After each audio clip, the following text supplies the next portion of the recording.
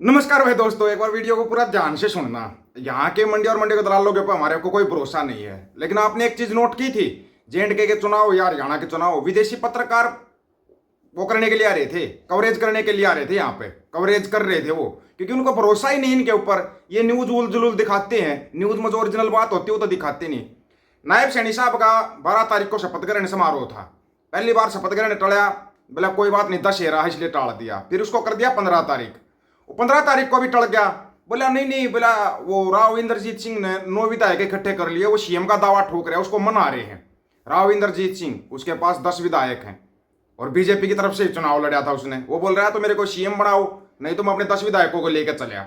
और पहले ही बताया था, राजनीति है, राजनीति में कब कौन कहां पलटी हो जाए किसी को नहीं पता होता। हम उस दावे पे नहीं मानते, हमारे को पता था राव इंद्रजीत बीजेपी छोड़ के नहीं जाएगा। लेकिन अब एक और खुलासा हो गया भाई, अब शपथ नहीं ले पाएंगे। पूरा तरीके से ग्रहण लगा, क्या लगा थोड़ा ध्यान से सुनना। और हाँ, अमेरिका जब रिपोर्ट बनाता है ना, बड़ी ठोक के बनाता है। इंग्लिश आती क्या? इंग्लिश आती हो तो सुन लेना थोड़ा सा। This gentleman, Mr. Mann, has been widely known to be a bit of a tool of the Indian state, particularly obviously the RSS, and he's been spreading the RSS agenda across his sphere of influence, which of course is pretty huge, being a very well-known singer and actor. Now, it turns out, of course, that ये क्या कह रहे हैं?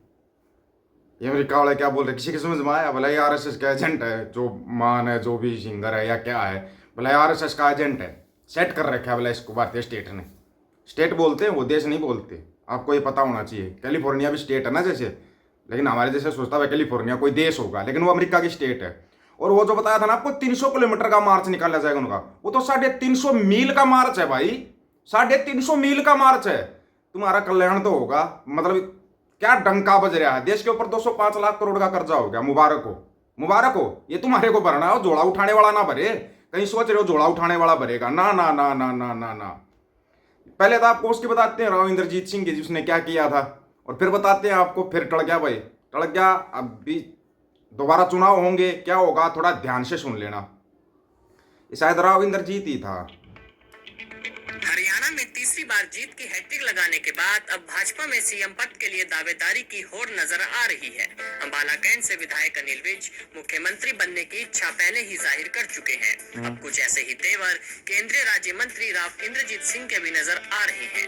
सरकार गठन से पहले राव ने अहिरवाल बेल्ट के 8 विधायकों से मुलाकात कर हाईकमान को अपनी ताकत दिखाने का प्रयास किया। ये वही 8 विधायक हैं जिनके नाम की पैरवी राव इंद्रजीत ने की थी। साथ ही एक जनसभा को संबोधित करते हुए उन्होंने कहा था कि जिस क्षेत्र के लोगों ने तीसरी बार सरकार बनाई उनका ध्यान रखना चाहिए। इसके अलावा राव इंद्रजीत दावा ठोक रहा है भाई, तीसरी बार हमने सरकार बनवाई है, रिवाल बेल्ट ने सरकार बनवाई। आपको एक चीज बताएं, उसी बेल्ट से आता है आपका वो टीवी में बैठ के चाई चाई करता है, क्या है वो भी यादव यादव है, उसको बहुत बड़ा वो माना जाता है भाई। वो बोल रहा था एक तरफा कांग्रेस सरकार, एक तरफा कांग्रेस सरकार, उसी ने सारी गड़बड़ करवाई थी। अगर ना पता, वो खुद की पार्टी बना रहा है लेकिन कभी चुनाव नहीं लड़ता, उसको पता है तेरे 4 वोट नहीं आनी, तो वो बहुत बड़ा एनालाइजर बन जाता है। लेकिन अब जो रिपोर्ट निकल के सामने आ रही है, ये गड़बड़ हो गई भाई। 20 सीटों पर फिर से होंगे चुनाव। क्या अब सीएम की शपथ नहीं ले पाएंगे नायब सिंह सैनी? ये ऐसा करके हम नहीं कह रहे भाई, अब तो ये मंडिया वाले बोलने लगे। हम तो पहले बोल रहे थे भाई गड़बड़ तो हुई है कहीं ना कहीं। 20 सीटों पर गड़बड़ बता रहे हैं ये, अब ये खुद बताने लगे, हम नहीं बता रहे इस चीज को, ये खुद बताने लगे। क्या बोल रहे हैं? 17 अक्टूबर को पार्टी की ओर से शपथ ग्रहण कार्यक्रम की तैयारी की जा रही है, लेकिन इस बीच कांग्रेस की ओर से एक ऐसी चाल चली गई जिसने बीजेपी के लिए परेशानी खड़ी कर दी है। वो बताएंगे वो चाल कैसे चली और क्यों किया था, उसका भी बताएंगे। इसमें बहुत बड़ा योगदान बाबा राजा सिंह का सभी का है। उन्होंने बिल्कुल बोला था अगर कहीं पर जरूरत पड़ेगी तो हम खड़े हो जाएंगे, लेकिन ये नहीं होगा, छल कपट से नहीं। वोटों से चुने जाओ, अच्छी बात है। हरियाणा विधानसभा चुनाव 2024 के नतीजों के बाद बीजेपी सरकार बनने जा रही है और जल्द ही सीएम पद की शपथ नायब सिंह सैनी लेंगे। अच्छा, वो 2 और खड़े हुए ऐसे ही खड़े हैं क्या? वो भी तो बेचारे दावा ठोक रहे हैं। लेकिन भाई ये तमाशा कहां पे हो गया, ये बड़ी सोचने वाली बात है। कौन था भाई ऐसा तमाशा करने वाला जो इनके साथ ऐसा खेला कर गया? ये खेला गलत हो गया भाई। हरियाणा चुनाव के नतीजे 8 अक्टूबर को घोषित किए गए। चुनाव परिणामों में बीजेपी ने बहुमत हासिल किया। विधानसभा चुनाव के बाद बीजेपी की ओर से सरकार बनाने की कवायद भी चल रही है। कवायद चल रही है, बनाई नहीं है। 17 अक्टूबर को पार्टी की ओर से शपथ ग्रहण कार्यक्रम की तैयारी की जा रही है, लेकिन इस बीच कांग्रेस की ओर से एक ऐसी चाल चली गई जिसने बीजेपी के लिए परेशानी खड़ी कर दी है। हरियाणा चुनाव में कांग्रेस ने ईवीएम में गड़बड़ी का आरोप लगाते हुए 20 विधानसभा क्षेत्रों से निर्वाचन आयोग को शिकायतें सौंपी। कांग्रेस का दावा है मतगणना के दौरान कुछ ईवीएम की बैटरी 99% चार्ज थी, जो संदेहास्पद है। जयराम रमेश ने ट्विटर पर लिखा कि चुनाव प्रक्रिया में गंभीर अनियमितताएं देखी गई जिनकी जांच जरूरी है।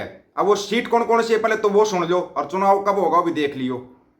नारनौल, करनाल, डबवाड़ी, रेवाड़ी, ओडल, कालका, पानीपत सिटी, इंदरी, बड़खल, फरीदाबाद, एनसीआईटी, नलवा, रानिया, पटौदी, पलवल, बल्लभगढ़, बरवाड़ा, उचाना कला 32 वोट से जीता।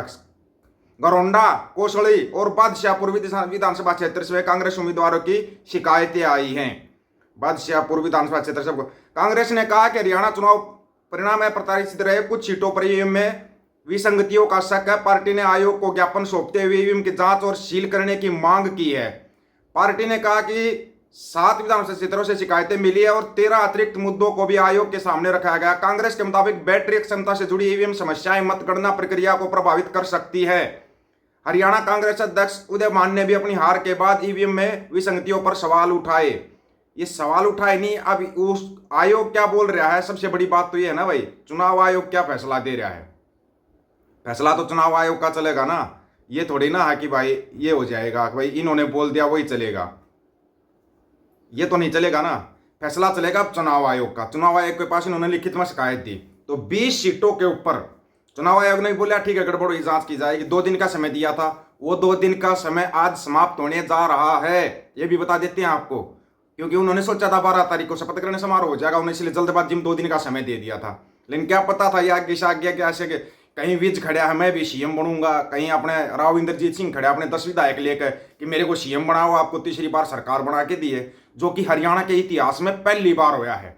2 बार सरकार लगातार रही, कांग्रेस की भी रही है, औरों की भी रही होगी, लेकिन तीसरी बार सरकार नहीं बनने देता हरियाणा कभी भी। ये भी एक रिकॉर्ड रहा है। उस रिकॉर्ड को देखते हुए कहीं इन्होंने, जब सैनी साहब पहले ही बोल रहे थे श्याम दाम दंड भेद हर रणनीति अपनाएंगे, हर रणनीति, भाई सतर्क क्यों नहीं हुए उस ये बताओ, सतर्क क्यों नहीं हुए, इन्होंने ढीला क्यों छोड़ दिया, उस चीज को ढीला क्यों छोड़ दिया। और गुरदास मान को तो भैया आरएसएस का एजेंट बता रहे हैं अमेरिका वाले, ये क्या सच है या झूठ है ये तो देखो पंजाब वाले बताएंगे। लेकिन पंजाब में जो खेल खेलने जा रहे थे ना, भगवंत मान को दे कर्जा, और वहां पे बोल देंगे देखो भगवंत मान ने इतना कर्जा ले लिया। ये देश पर 205 लाख करोड़ का कर्जा ये किसने लिया, ये किसने लिया। भगवंता तो वर्ल्ड बैंक से भी कर्जा ले लेगा, भगवंता तो चला जाएगा, भुगतेगी पंजाब की जनता भुगतेगी, उसको क्या करना है। उन्होंने तो ले लिया 14,220 करोड़ का कर्जा, किया क्या किसी ने नहीं पूछा। भाई Z+ सिक्योरिटी इतना कुछ ताम झाम है तो कहीं से तो कुछ तो होगा, कहीं ऐसा तो नहीं भगवंता साइड और वहां पे केजरीवाल फिट होने जा रहा हो पंजाब के अंदर। अनुमान बता रहे हैं सिर्फ, हो सकता है वैसे भी परमानेंट आउट तो इसको होना ही है। भगवंते को परमानेंट आउट होगा तो उससे पहले सोच रहे इतना लूट सकता है, दोनों हाथों से लूट ले और अपने एक फकीर की तरह झोला उठा के और चल दे, हो जाए विदेश में सेटल। क्या जाता है, भुगतेगी पंजाब की जनता। सवाल करो, समय रहते सवाल करो, इतने हजारों करोड़ का कर्जा किस लिए लिया भगवंत मान ने। 14,220 करोड़ का कर्जा ले रखा है, कोई थोड़ा बहुत नहीं, ये भुगतते ना आपकी पीढ़ियां निकल जाएंगी। आप लोगों की क्या राय है इसके बारे में, अपनी राय रखना, आपकी राय का इंतजार रहेगा। सभी साथियों को राम राम, नमस्कार, आदाब, सत श्री अकाल। वीडियो को ज्यादा से ज्यादा शेयर, चैनल को सब्सक्राइब और बेल आइकन को जरूर दबाना दोस्तों। ऑफिशियल दीपक फौजी यूट्यूब चैनल, बात हक और सच की करेंगे, हक सच की बात हम करेंगे। वीडियो को शेयर करने की जिम्मेवारी आप लोगों की। गज के आपको वाहिगुरु जी का खालसा, वाहिगुरु जी की फतेह।